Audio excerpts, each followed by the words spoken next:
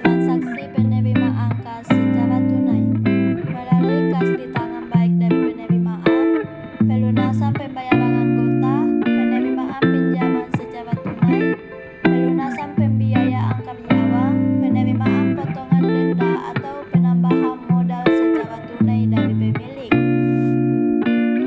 Kas kredit adalah transaksi pengeluaran kas lewat kas di tangan, baik itu pembayaran biaya-biaya secara tunai, pelunasan hutang kepada kreditur, dan pembayaran tunai lainnya.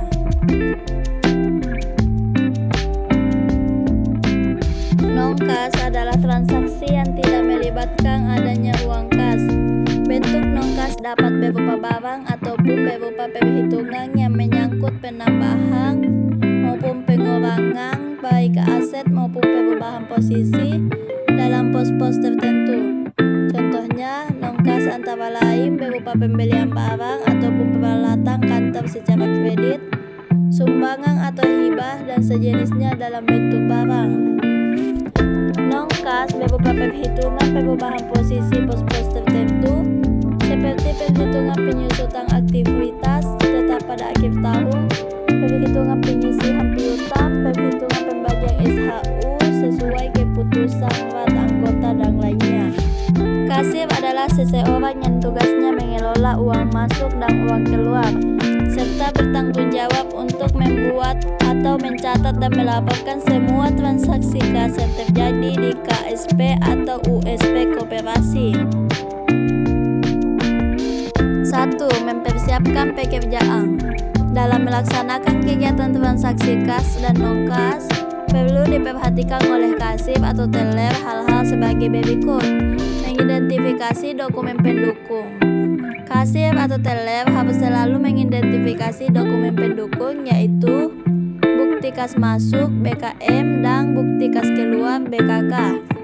Juru buku atau bagian akuntansi mengidentifikasi dokumen pendukung, kemudian menyiapkan bukti memorial BM, menyiapkan bukti kas dan bukti umum atau memorial.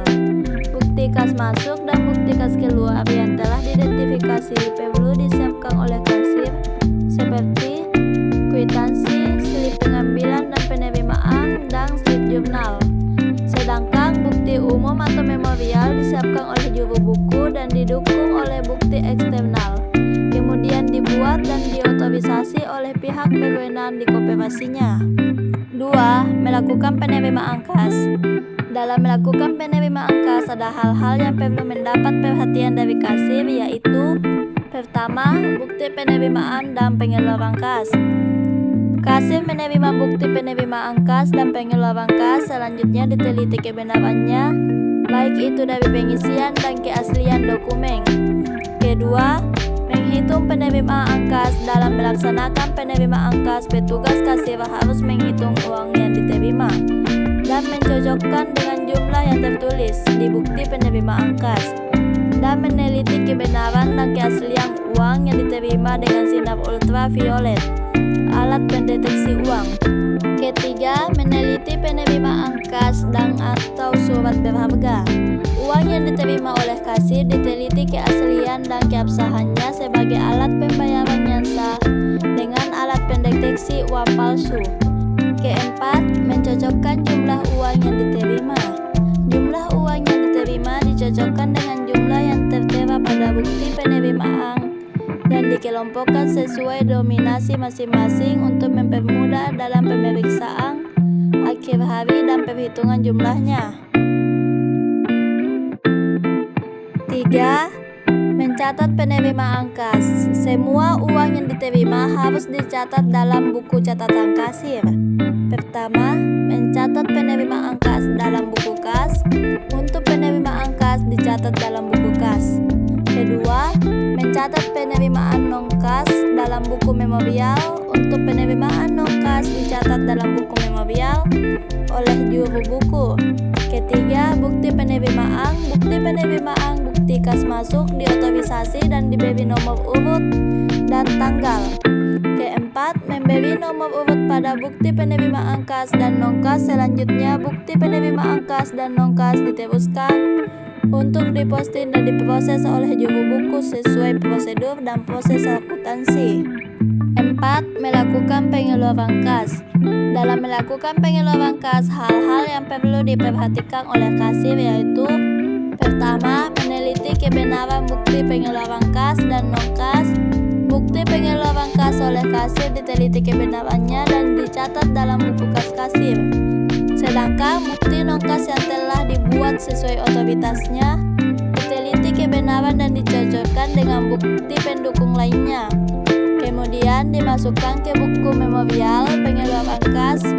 Untuk uang harus benar-benar dihitung oleh kasir dan tidak boleh lebih sebelum diserahkan kepada anggota atau nasabah. Kedua, menghitung pengeluaran kas dan surat berharga. Pengeluaran kas dan surat berharga dihitung dan diteliti keaslian dan keabsahannya sebagai alat pembayaran yang sah.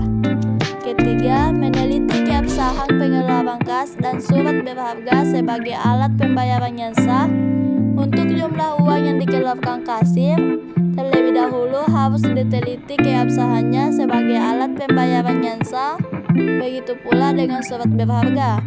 Keempat, mencocokkan jumlah uang yang dikeluarkan dengan jumlah uang yang tertera pada bukti pengeluaran. Jumlah uang yang dikeluarkan dicocokkan dengan jumlah uang yang tertera pada bukti pengeluaran.